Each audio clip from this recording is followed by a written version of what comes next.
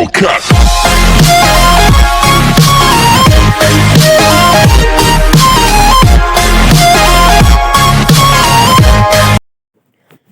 अस्सलामुअलैकुम व्यूअर्स, एक बिल्कुल नई वीडियो के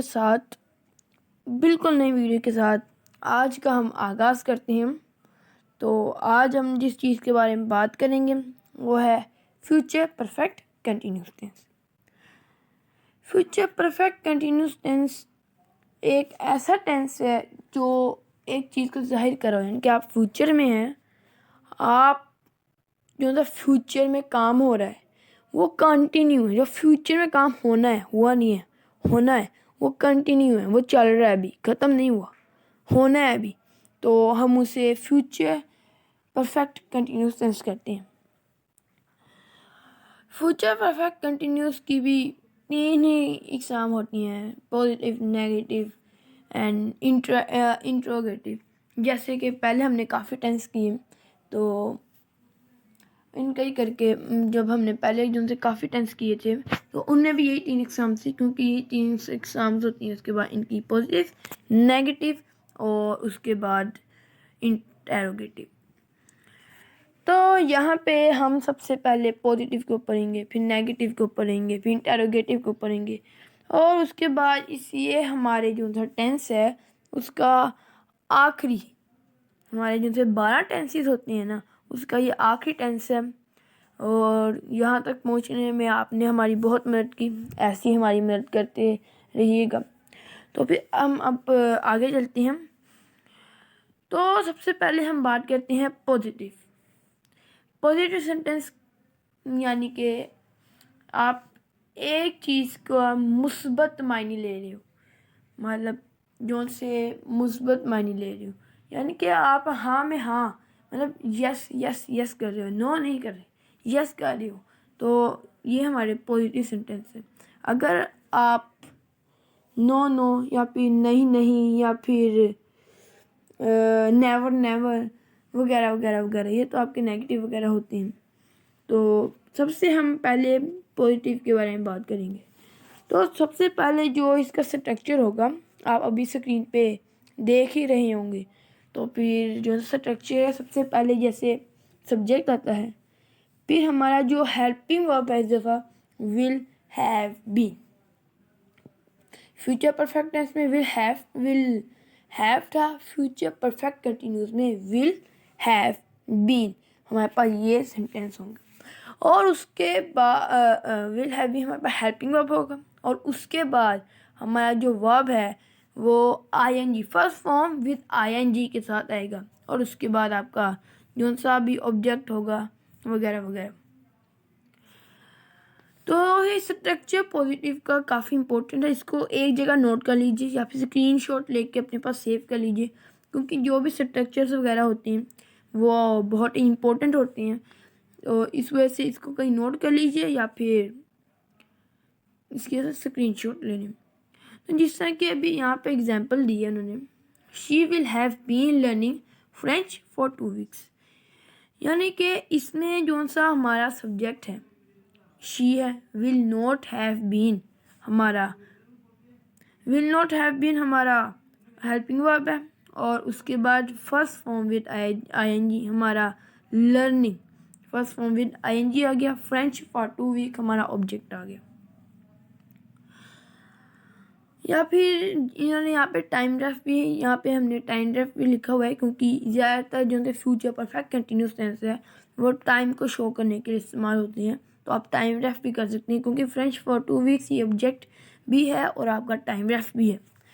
तो इसका जो सा हमने जो अभी सेंटेंस पढ़ा, she will not have been learning French for 2 weeks, उसका मतलब ये है कि वो 2 हफ्तों से फ्रांसीसी ज़बान नहीं सीख सकेगी।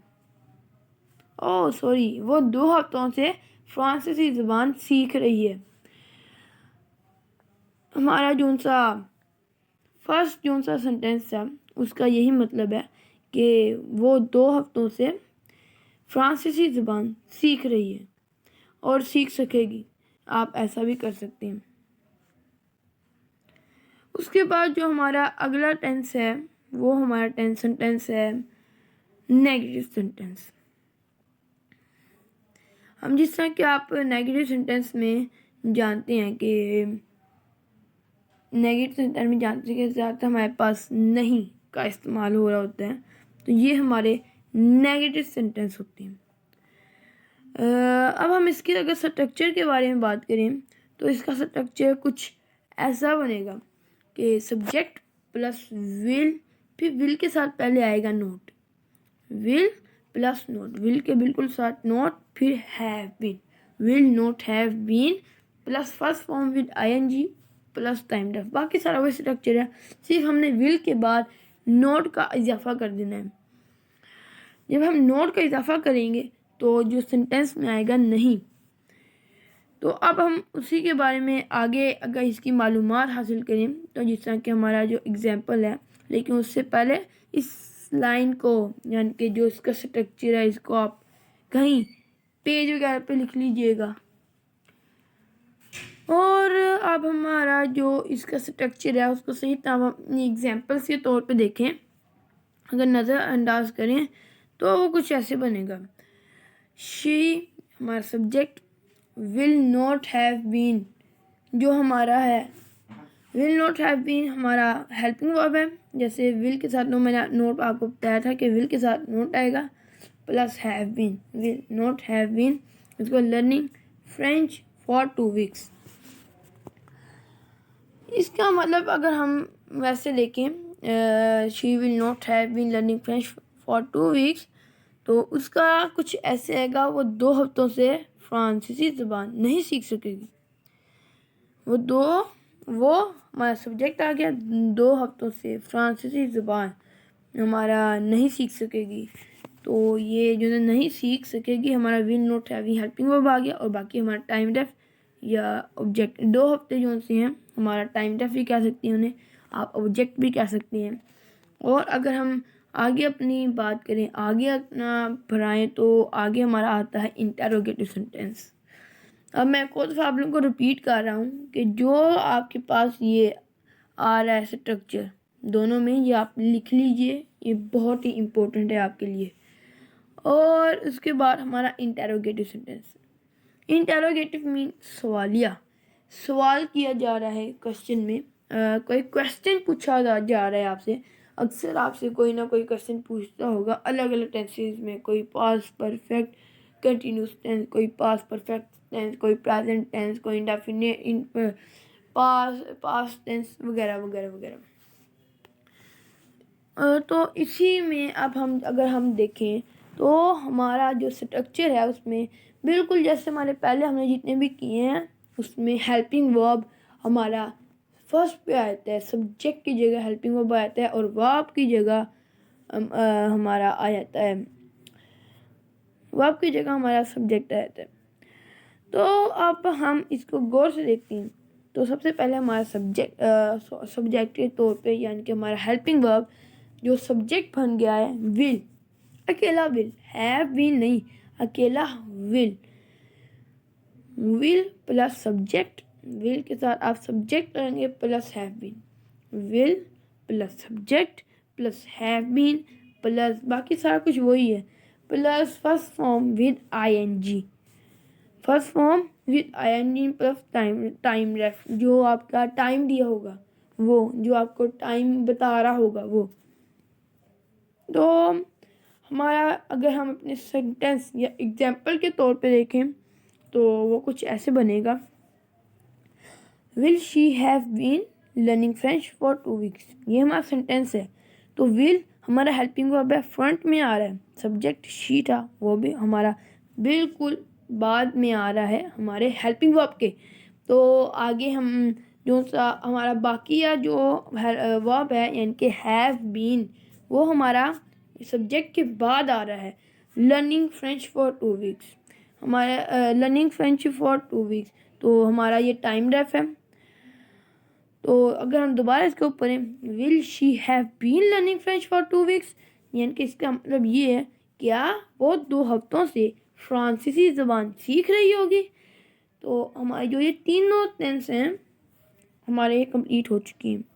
लेकिन अभी आपको मैं दोबारा बता रहा हूँ और इंटरोगेटिव सेंटेंस का भी बता रहा हूँ कि आपने जो सी इनकी स्ट्रक्चर है इसको लिख लेना है। अगर आपको इस स्ट्रक्चर की समझ आ गई, आपके लिए कोई भी सेंटेंस आ जाए मुश्किल नहीं है।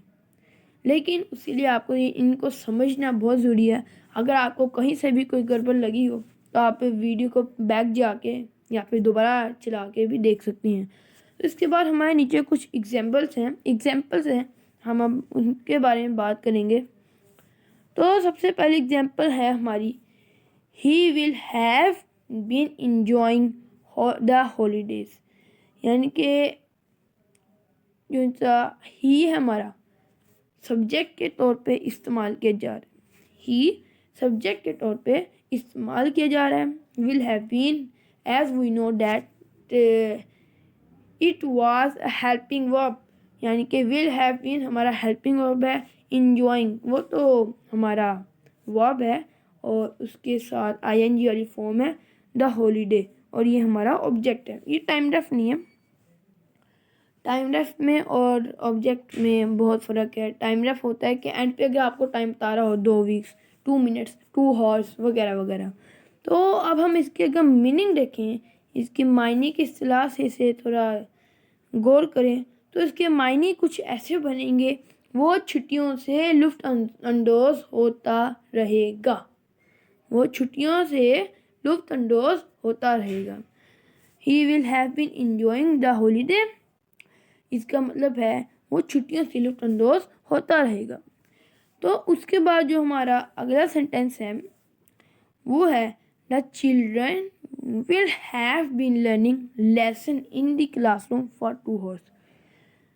इसमें भी सेम टू सेम वही चीज़ है। द चिल्ड्रन यानी कि हमारा जो सब्जेक्ट है, the children will have been learning, will plus have plus been is our helping verb, ये हमारा हेल्पिंग वर्ब है। लर्निंग हमारा वर्ब है plus with ING form, first form with ING. Lesson in the classroom for 2 hours, lesson in the classroom for 2 hours, हमारा जो for 2 hours है ये हमारा टाइम रेफ है और उसे आप ऑब्जेक्ट भी कह सकते हो।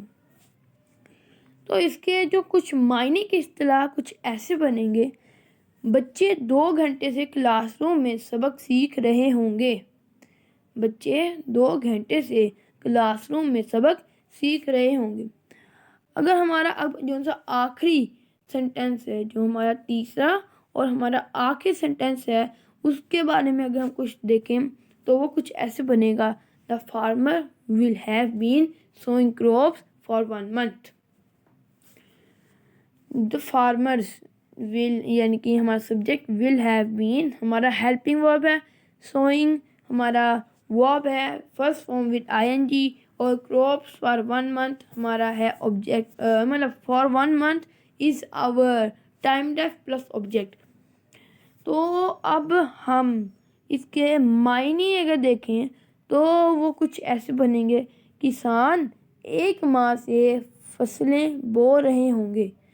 आप बो रहे होंगे भी कह सकते हो, आप बीज रहे होंगे ये भी कह सकते हो। किसान 1 माह से फसलें बीज रहे होंगे। तो हमारे जो से ये तीनों एग्जाम्पल कंप्लीट होगी। एक और दफ़ा रिपीट कर रहा हूँ कि स्ट्रक्चर जितने भी हैं आप उनको एक जगह लिख के नोट कर लीजिए। और अगर आपको वीडियो पसंद आई हो तो इसे लाइक कीजिए, सब्सक्राइब कीजिए, अपने दोस्तों के साथ शेयर कीजिए ताकि वो भी आपके साथ साथ पढ़ सकें, कुछ सीख सकें, present future perfect continuous tense सीख सकें। और आज हमारे 12 के 12 टेंस कंप्लीट हो चुके हैं। सारा कुछ आपकी बदौलत है। अगर आप हमें सपोर्ट ना करते तो शायद आज हम यहाँ तक ना पहुँच पाते होते। तो आपका बहुत बहुत शुक्रिया। तो बहुत सारी दुआओं के साथ हमें इजाज़त दीजिए। मिलते हैं हम अपनी अगली वीडियो में। अपनी दुआ में याद रखिएगा। फ़ी अमानिल्लाह।